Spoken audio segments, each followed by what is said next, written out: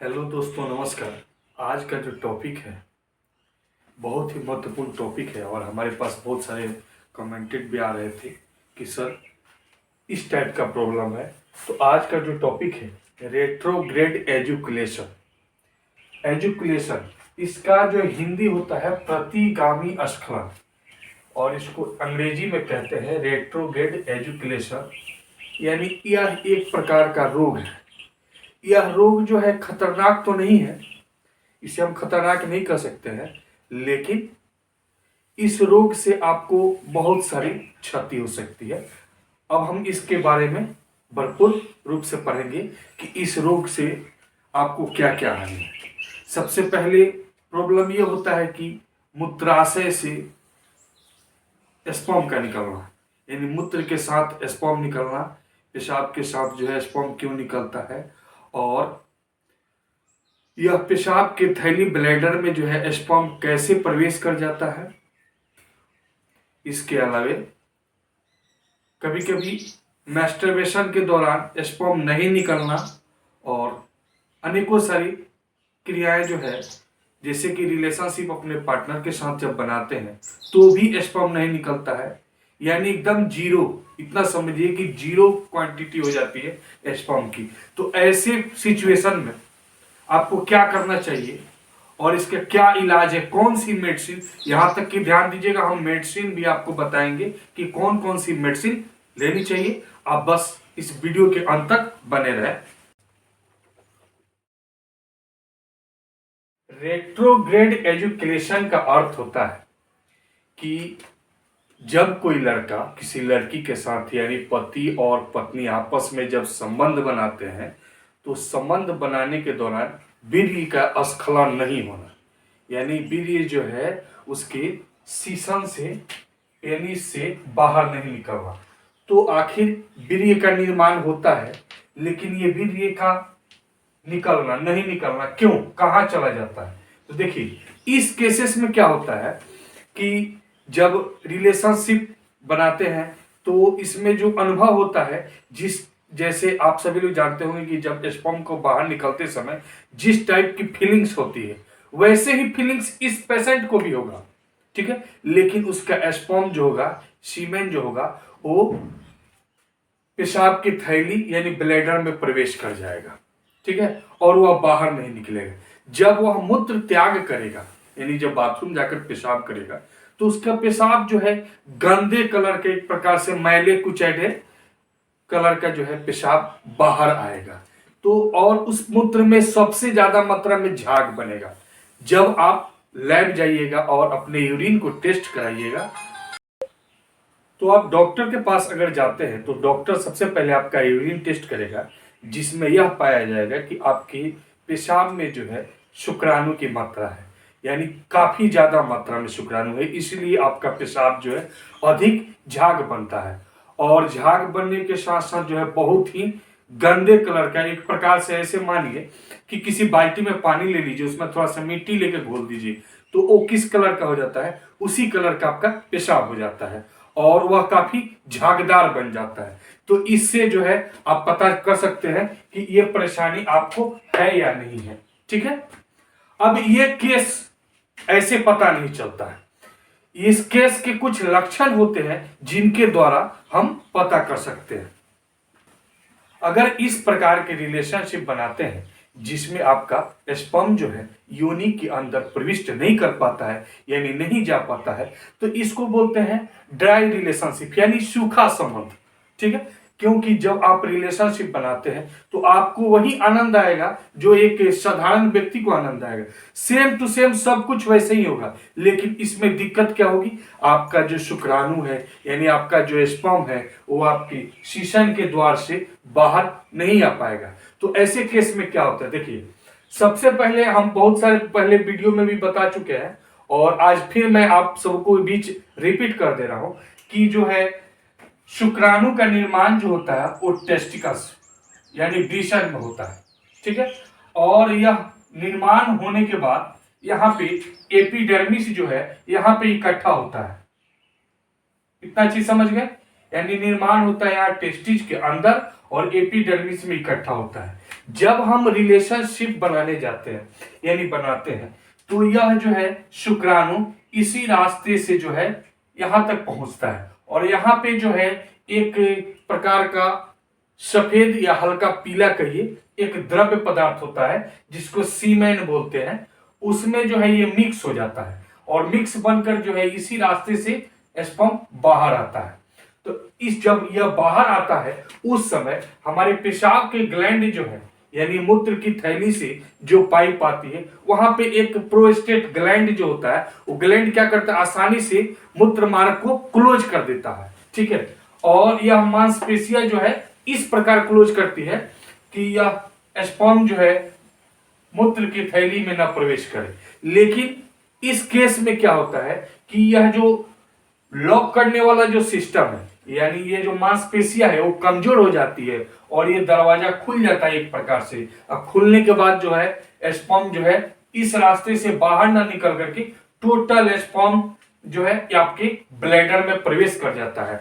इस कारण क्या होता है कि ऐसे आपको फीलिंग्स होगा लेकिन आपका जो है वीर्य बाहर नहीं निकल पाएगा। तो आप समझिए कि आपको कौन सा प्रॉब्लम है, रेट्रोग्रेड एजुकेशन।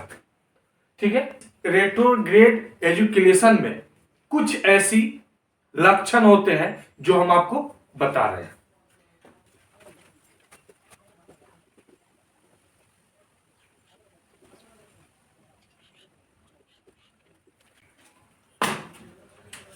इसके जो कुछ लक्षण होते हैं, ये लक्षण है सबसे पहले नॉट प्रेग्नेंट, यानी अगर आप किसी महिला के साथ बार बार रिलेशनशिप बनाते हैं, संभोग करते हैं, फिर भी जो है ये महिला प्रेग्नेंट नहीं हो सकती, क्योंकि आपको कौन सी प्रॉब्लम है, रेट्रोग्रेड एजुकेशन।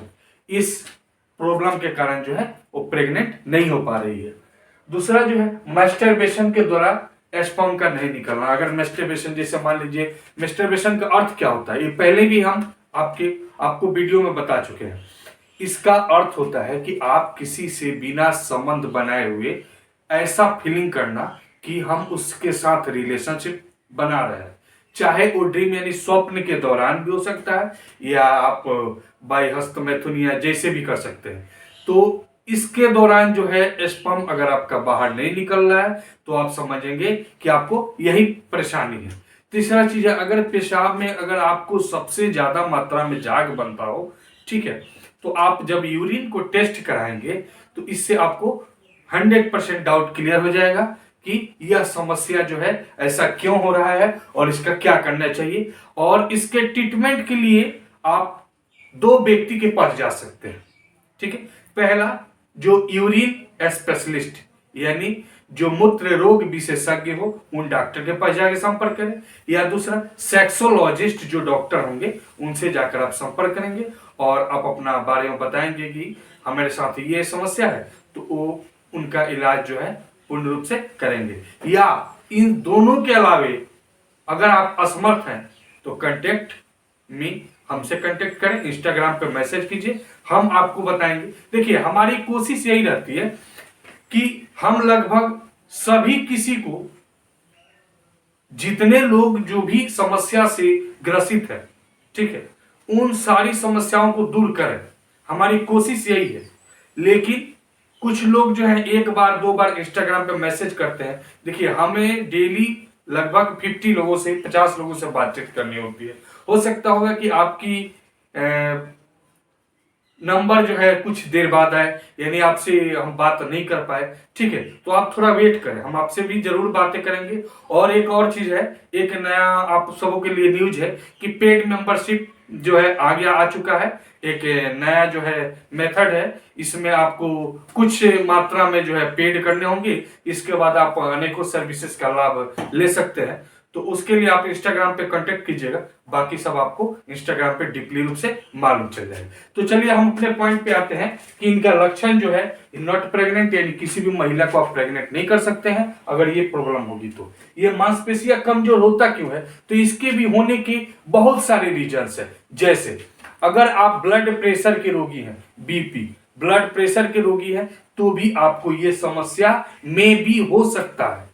या मधुमेह यानी डायबिटीज से परेशान है तो भी आपको ये समस्या हो सकता है। या आपके ब्रेन में चोट लगा हुआ हो किसी कारणवश, जैसे बाइक से गिर गए या कैसे भी चोट लगा हो ब्रेन में, तो भी आपको यह समस्या हो सकता है। या आपके रीढ़ की हड्डी, स्पाइनल कॉर्ड, इनमें भी चोट लगा हो तो भी यह समस्या हो सकता है, इत्यादि ये सब है। क्योंकि देखिए, ये शरीर के लगभग जितने रिप्रोडक्टिव ऑर्गन्स है, ये सारे हमारे ब्रेन से जुड़े हुए रहते हैं। और ब्रेन से जुड़े रहने के बावजूद अगर इनमें किसी प्रकार का प्रॉब्लम होता है तो इतना समझिए ये हमारे मस्तिष्क से जुड़े हुए हैं, यानी कहीं ना कहीं इसके साथ और भी कहीं डिफॉल्ट है। तो वो आप खुद बता सकते हैं कि कब आपको चोट लगा था, आपका ब्लड प्रेशर कितना है, ब्लड प्रेशर हाई है, लो है। और ब्लड प्रेशर अगर आपको नहीं पता है तो हमारे पेजेज खोलिएगा यूट्यूब पे, और ब्लड प्रेशर के बारे में भी वीडियो बना दिए हैं हम, आप देख सकते हैं ब्लड प्रेशर, या डिस्क्रिप्शन में हम लिंक भी डाल देंगे। ठीक है, तो आगे देखते हैं कि किन किन लोगों के साथ ये समस्या है।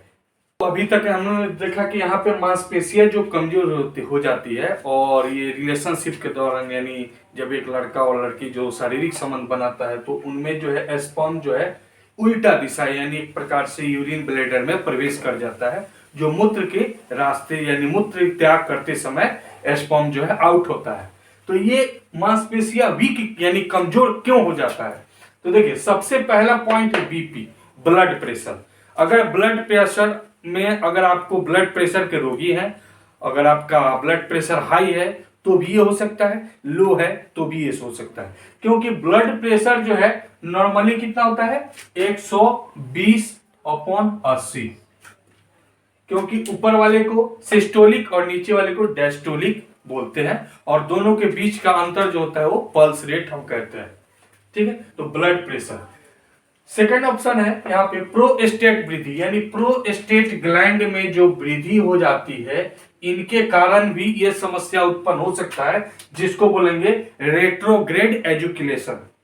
ठीक है, तीसरा है मधुमेह, अगर डायबिटीज, यानी जिसको हम लोग चीनिया रोग कहते हैं, चीनी की बीमारी कहते हैं। इसके लिए इंसुलिन का प्रयोग किया जाता है। इंसुलिन की मात्रा घट जाती है या बढ़ जाती है तो भी ये दिक्कत होता है, मधुमेह।